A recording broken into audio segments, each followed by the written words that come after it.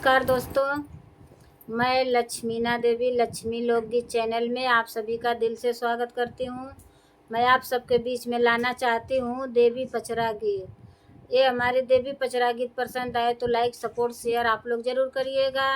Comment box में ज़रूर बताइए देवी पचरा गीत कैसा लगा, और आप लोग पसंद आए तो हमके कमेंट बॉक्स में ज़रूर बताइएगा। फुलवाच करके ज़रूर सुनिएगा। पसंद आया तो इतना इतना दुलार प्यार देना है। गोरे बदन पे लाली चुनरिया काहे मैया फहरावेलू। गोरे बदन पे लाली चुनरिया काहे मैया फहरावेलू।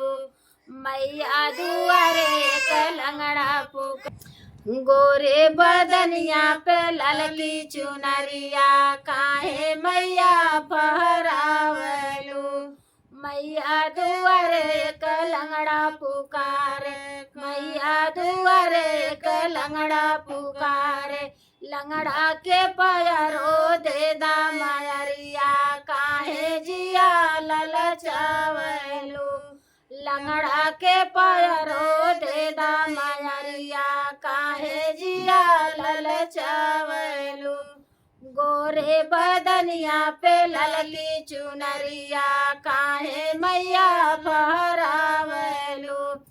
मैया दुआरे कंधा पुकारे, मैया दुआरे कंधा पुकारे। अंधा के नयनो दे दा मायरिया काहे जिया ललचावेलू।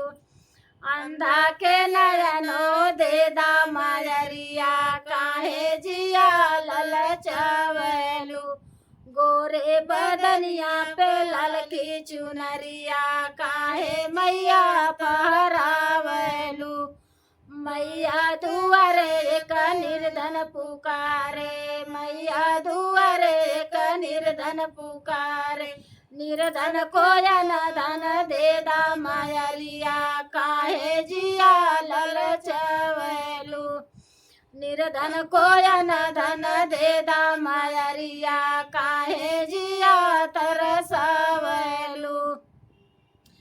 गोरे बदनिया पे ललकी चुनरिया काहे मैया फहरावेलू।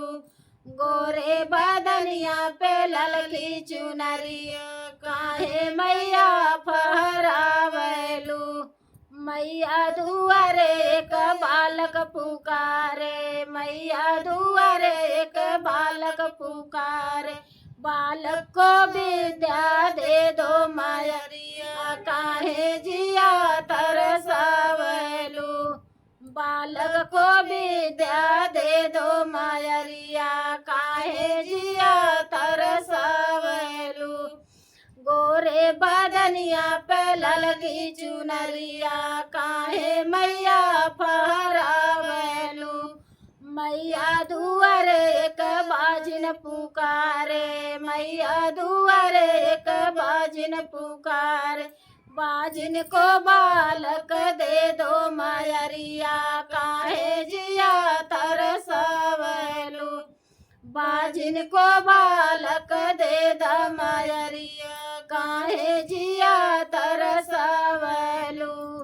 गोरे बदनिया पे ललकी चुनरिया काहे मैया फहरावेलू। गोरे बदनिया पे ललकी चुनरिया काहे मैया